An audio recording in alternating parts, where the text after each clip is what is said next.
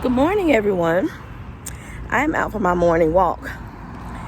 I have been diagnosed with diabetes, so it's just right at the top of COVID. And I'm determined to do well and not succumb to a whole lot of the horror stories that I see on people with diabetes, and how it can do the body and stuff like that. So I was out walking to keep this thing together. Okay. Anyway, I decided to go ahead and record this video now while I have the thoughts in my head. So I'm on the other side of my observation hours. Woohoo! I got them in, and let me tell you, that was really a struggle. For 4 months, I was told no. So I would tell all of you to start networking, no matter where you are in your journey for AA or PA programs. They require those hours, and the schools are not forgiving. They are unforgiving. 100%. They want the hours. They don't care how you got to get them in. It's really hard in COVID.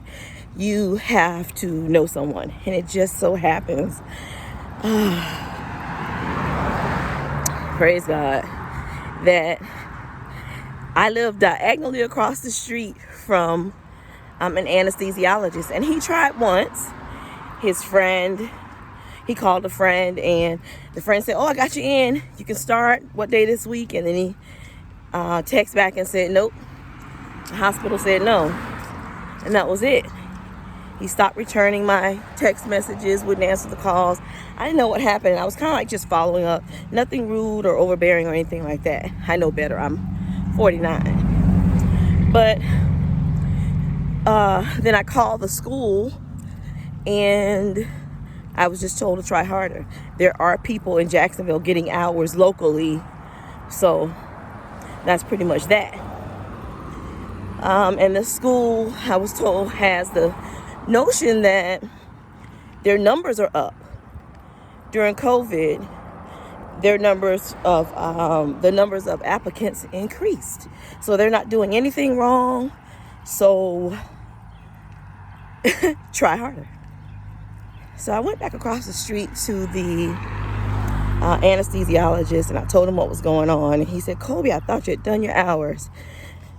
Let me make another call." And he did. He called to a different friend. And that friend told me, so when do you want to start? Come on in. And that's how I got in. And so I will say that this guy could have put me on a bum shift, where I'm watching the same thing over and over, like you do in this field. And I came to understand that during the observations. But he allowed me to sit with, I think, at least 4 or 5 different AAs doing everyone something different. And he was open to every question that I asked. I ate lunch with them and was able to sit and talk and have so many conversations.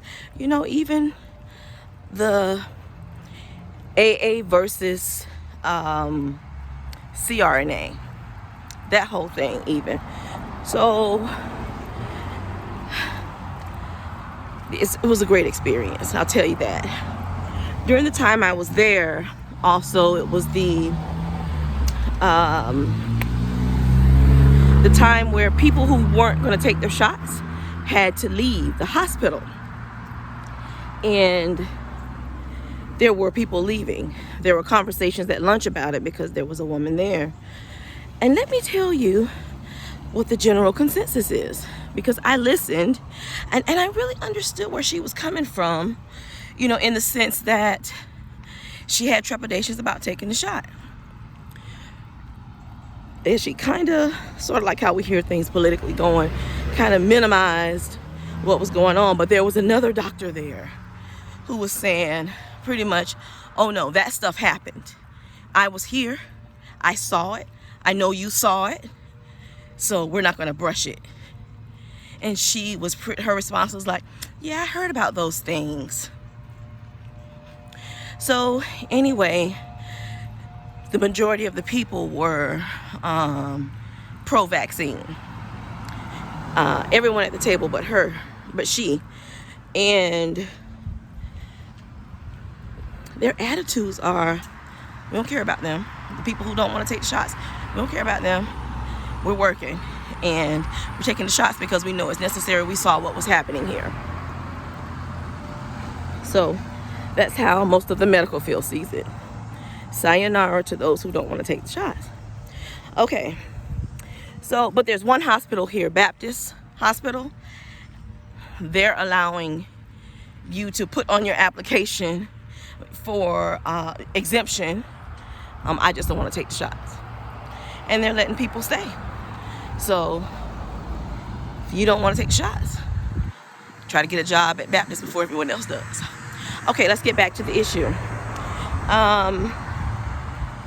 In my through my observations, I found that this is the field that I want. I was having a little anxiety about PA versus AA, and now I'm settled. I'm completely settled. I'm unwavered, and I made the best decision for me. AA school is for me. And let me say this. The anesthesiologist is without doubt one of only 2 of the most important people in that OR. When the surgeon is not there, the room belongs to you. Me. Call the shots. You know what's going on. It's important. You and the surgeon have to agree on certain things. That's important too. So, I'm happy. I'm there. I'm there. Okay. So, I took the GRE at home yesterday. That was a mess. My test was supposed to start at 8:40, and they wouldn't let me in. It's about a 4-hour test, so I should have been done around 1 o'clock. Well, I didn't finish until 3:48 yesterday. I was so flustered.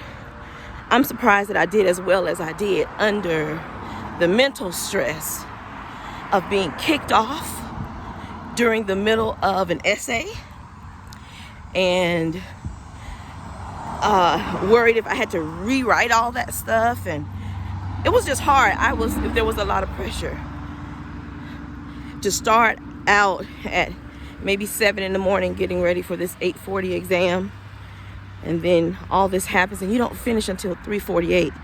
I was so tired.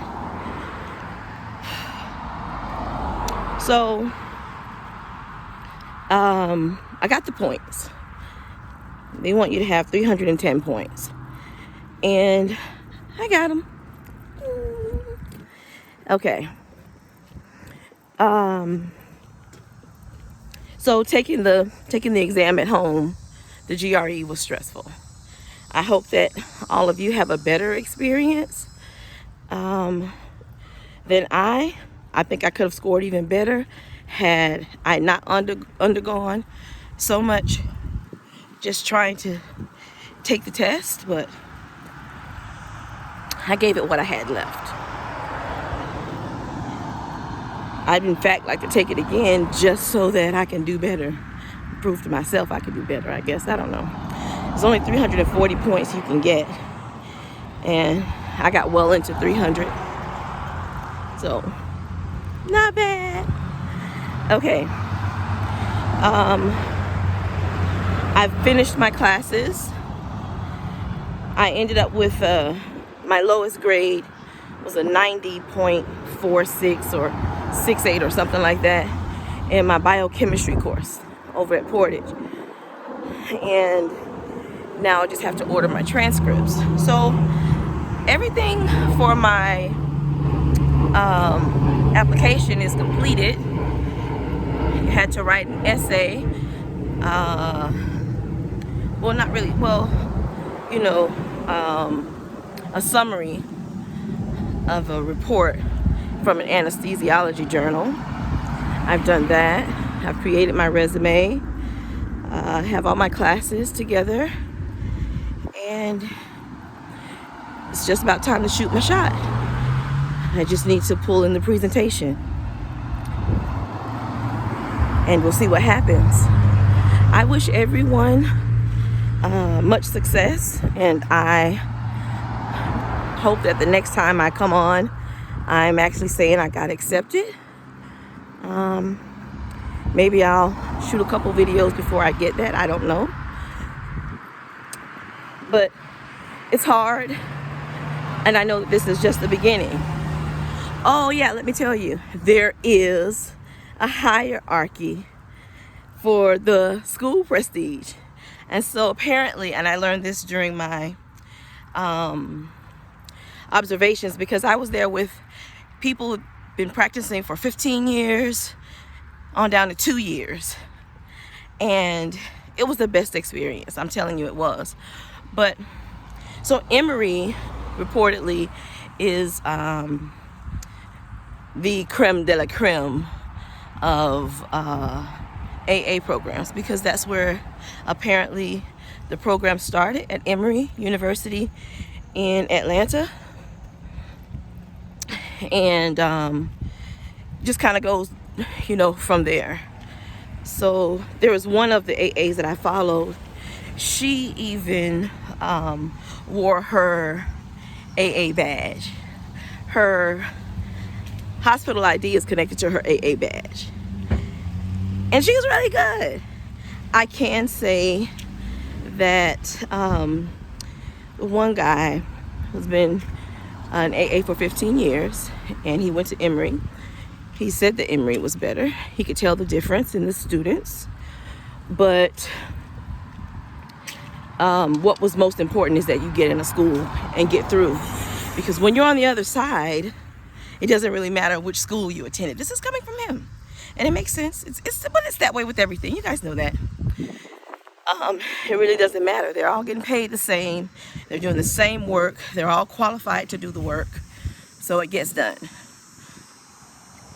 And he doesn't get paid any more because he went to Emory or anything like that. He can't even ask for more because he graduated from Emory.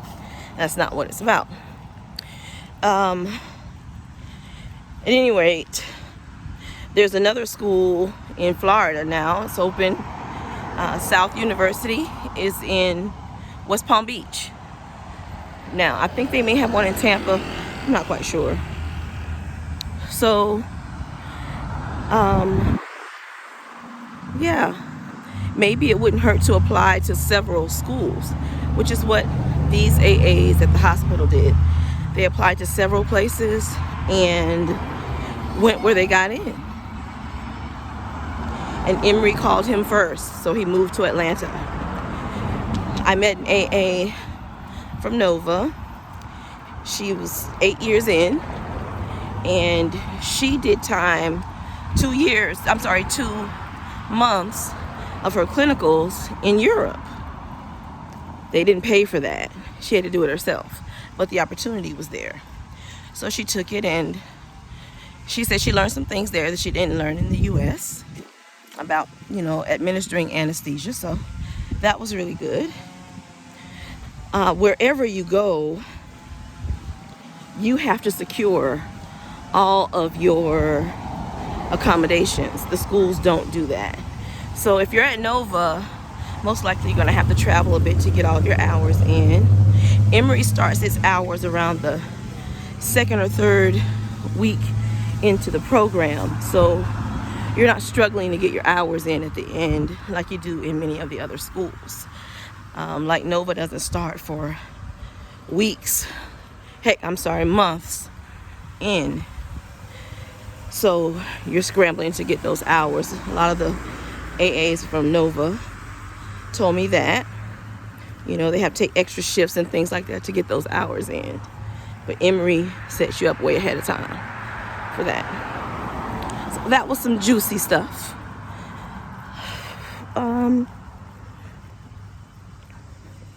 I think that's about it. I think my next review will be purely on instructors and such if I come on before I get accepted.